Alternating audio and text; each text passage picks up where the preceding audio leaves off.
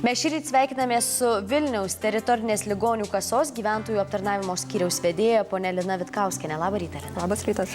Ir šįryt mes kalbėsime, o gal dar tiksliau priminsime jums, mėlyjeji, apie privalomąjį sveikatos draudimą. Ponė Lina, noriu pirmiausia paklausti, kokie apdraustojo privalomuoju sveikatos draudimu žmogaus pranašumai prieš tą žmogų, kuris nėra tokiu draudimu apsidraudęs?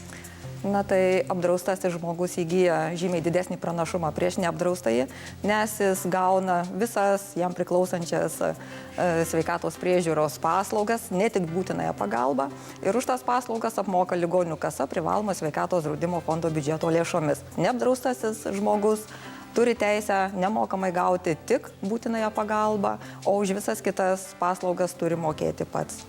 Ar galima kažkaip apskaičiuoti ir, bent jau įsivaizduoti, koks tas finansinis skirtumas? Kiek gali kainuoti žmogui, kuris, taip sutrumpintai to PSD neturi, kiek jam gali atsieiti gydymas tų nebūtinųjų, ko gero, paslaugų suteikimas medicinos įstaigose? Na taip, tokiu atveju tektų mokėti už visas medicinos paslaugas, kaip minėjau, už kiekvieną apsilankymą pas šeimos gydytoją, už kiekvieną apsilankymą pas gydytoją konsultantą. Taip pat reikėtų mokėti už gydymą ligoninėje, už kompensuojamus vaistus. Kokios tai būtų sumos? Tai pavyzdžiui, tulžies pūslės šalinimo operacija laparoskopiniu būdu kainuoja keletą tūkstančių litų. Širdies operacija kainuoja daugiau kaip 11 tūkstančių litų. Inkstų transplantacijos virš 40 tūkstančių litų. Kai kuriais atvejais, sergant sunkiom lygom, vien vaistų gydymo kursas kainuotų daugiau kaip 100 tūkstančių litų per metus. Tai tikrai gana didelė našta žmogui, ypač sergant sunkesnėmis lygomis. Pone Lina, priminkite, kas yra automatiškai apdrausti privalomuoju sveikatos draudimu? Na, tai yra apdrausti. Pradžioje tai apdraustieji tai yra asmenys, kurie moka arba už kurios yra mokamos privalomojo sveikatos draudimo įmokos, bei asmenys, kuriuos draudžia valstybė.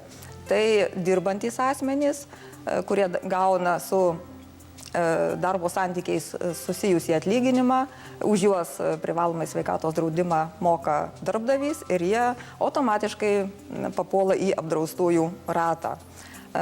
Savarankiškai dirbantys asmenys, kurie, pavyzdžiui, verčiasi individualia veikla, jie moka privalomos sveikatos draudimo įmokas patys ir jeigu tvarkingai tai yra mokama, tai taip pat jau papuola į apdraustųjų ratą.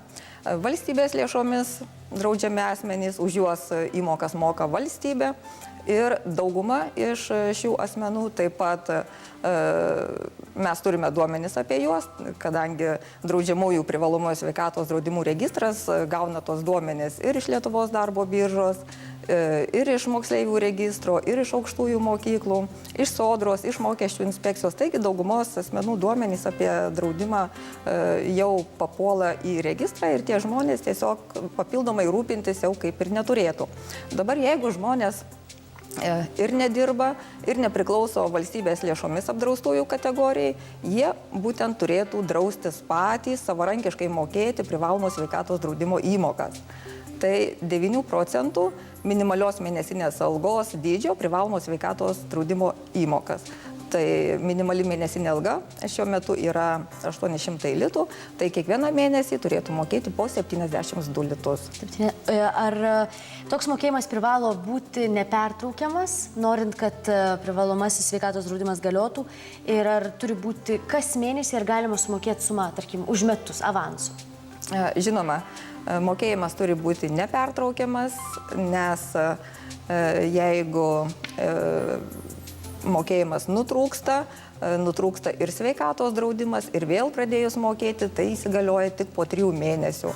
Vadinasi, kiekvieną mėnesį turi būti mokama įmoka, galima sumokėti į priekį, bet jokiais būdais negalima pavėluoti mokėti už einamąjį mėnesį. Pone Lina, ir norėjau dar paklausti paskutinio klausimo, kaip žmonėms sužinoti, ar darbdavys už juos kažkokią dalį sumoka, ar jų įmokos, jeigu jie asmeniškai moka, nukeliavo, pasiekė ligonių kasas ir taip toliau.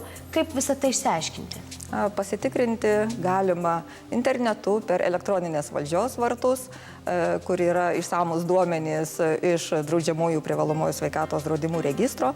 Taip pat sužinoti apie savo draustumo galiojimą galima ir valstybinės ligonių kasos bei Vilniaus teritorinės ligonių kasos internetinėse svetainėse. Siūlyčiau tikrai pasitikrinti, kad nebūtų kažkokio atveju netikėtumų. Dėkui Jums, ponė Lina, už pokalbį ir linkiu sėkmingos darbo savaitės. Ačiū Jums.